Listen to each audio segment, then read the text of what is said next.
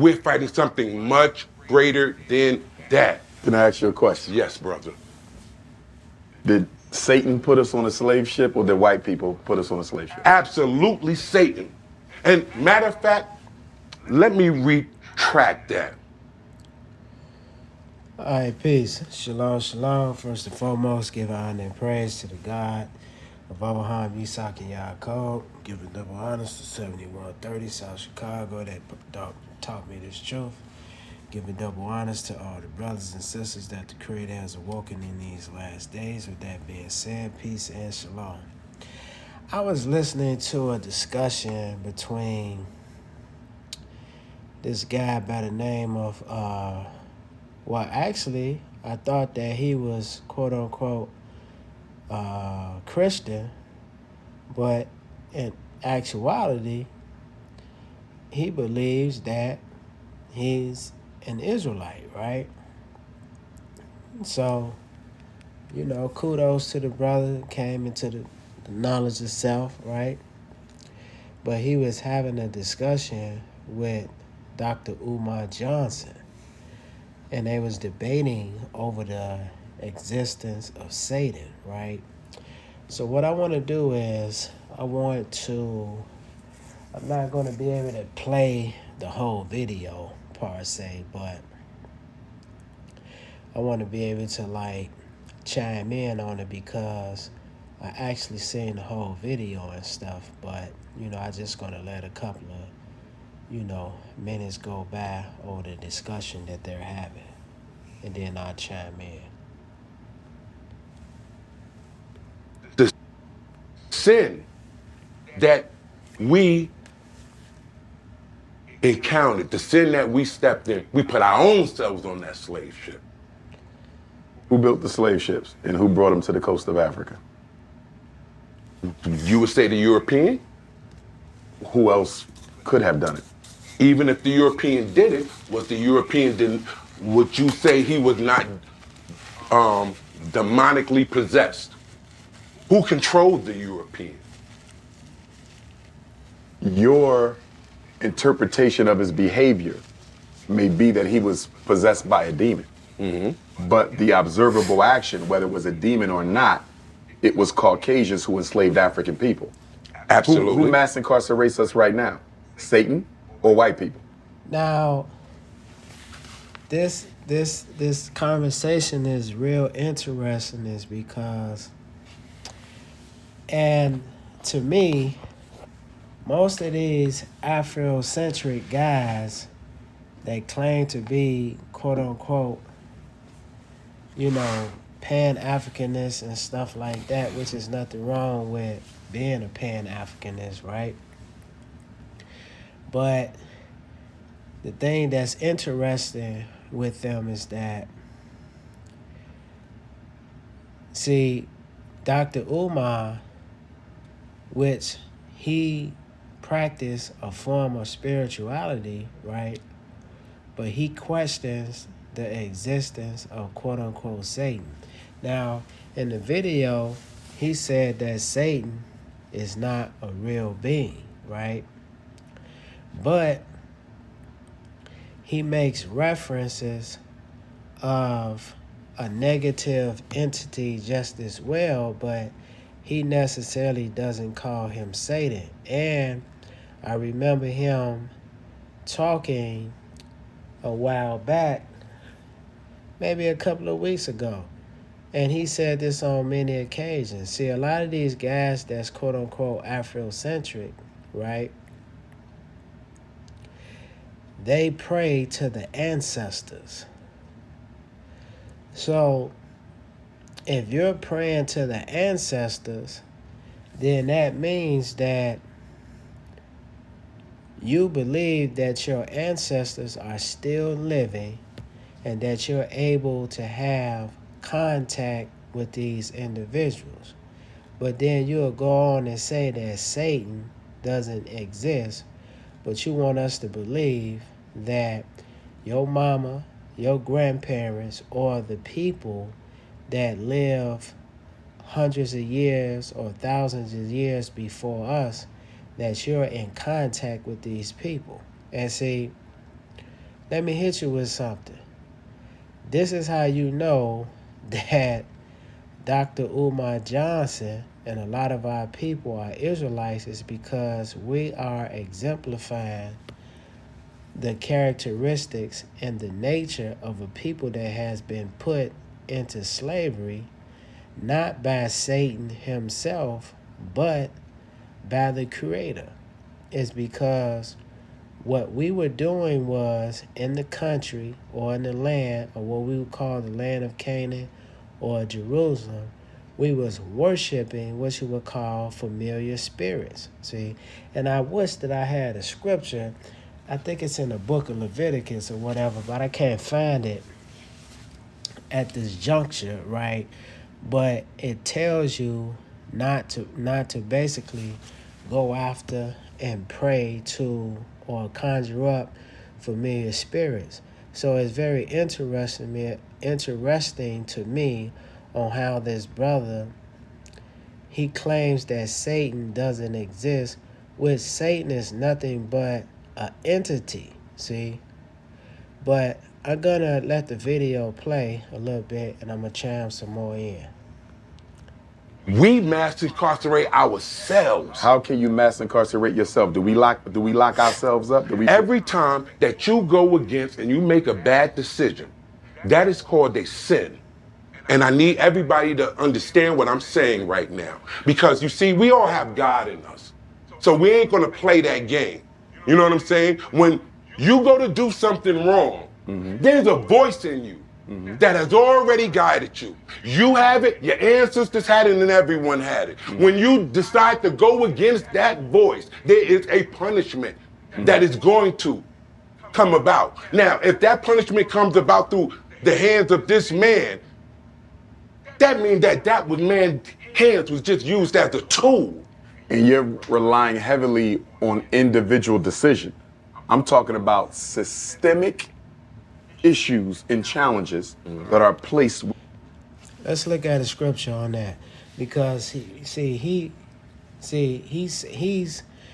looking at the fact that the Caucasian brought us over here. But see, Dr. Umar Johnson, like I said, as talented and educated as he is, a lot of these folks do not know their history.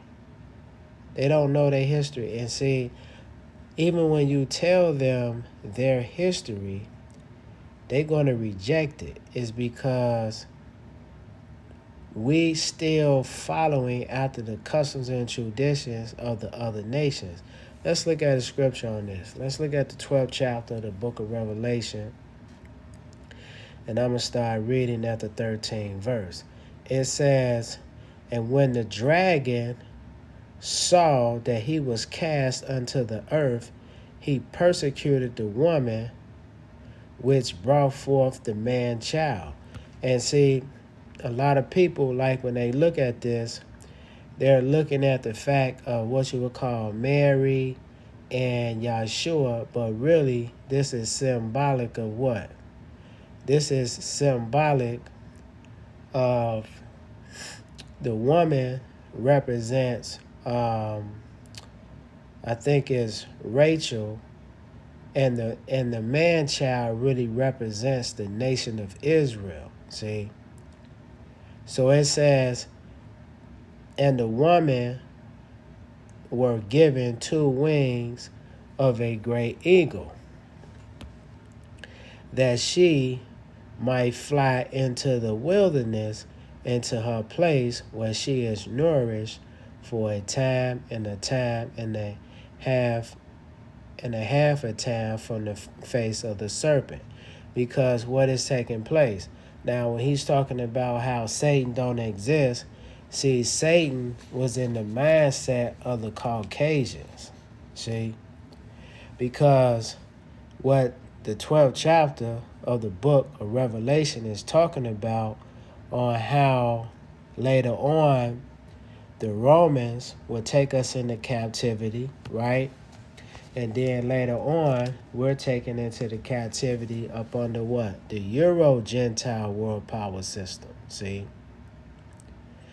And we were scattered throughout the four winds via what you would call the transatlantic slave trade, right?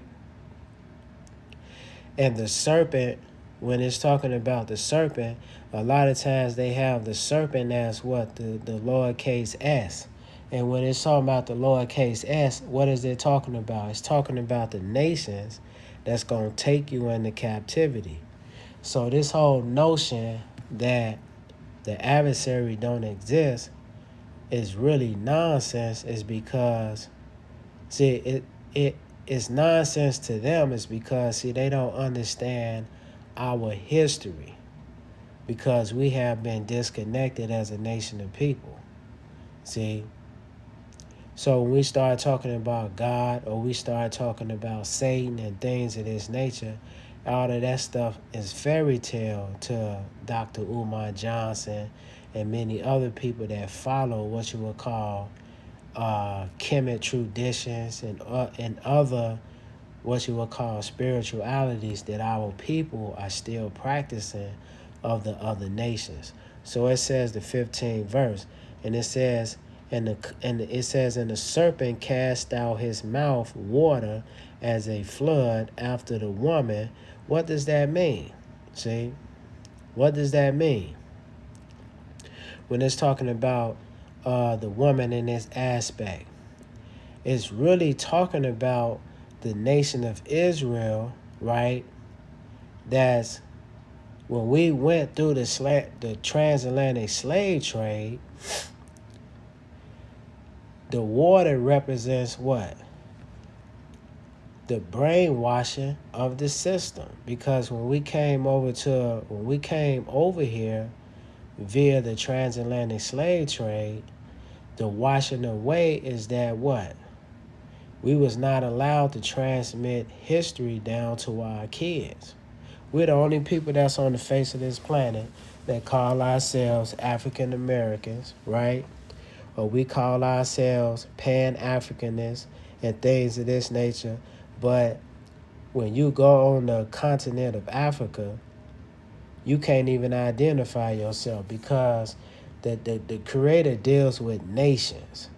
See, he's not looking at what you would call a black race and all this type, because there's nothing but what? The human race, right? But within the human race, we have nations. See, we have nations of people, customs and traditions. So all kinfolk ain't skinfolk. All skinfolk ain't kinfolk, right? So if you go over there to Ethiopia, those are a different tribe of people. If you go to the Sudan, those are a different tribe of people. They look just like us, but they are a different custom. They have different customs, and they come from a different nation of people, brothers and sisters. So Dr. Umar Johnson, with no disrespect, see, his problem is he doesn't know his history. See, and we're going to expound on a lot of on some of this stuff just as well, dealing with a lot of these Afrocentric dudes, right? And that they still practice paganism even to this day. And they try to pan it off as what? Spirituality and things of this nature. But in actuality, we still following the customs and traditions of the other nations. So it says, and the serpent cast out his mouth water as a flood after the woman. Well, what's going on? See, because the Roman Catholic Church allowed the nations to take us into slavery. But why are we going into slavery in the first place? It's because we rebelled against the Creator. We was following out the customs and traditions that was contrary to the Creator, right? This is what our ancestors was doing. So as a result, this stuff trickled down to who? To us. So it says, and the serpent cast out of his mouth as a flood after the woman, that he might cause her to be carried away of the flood. Meaning that what? You're not going to understand who you are as a nation of people. See?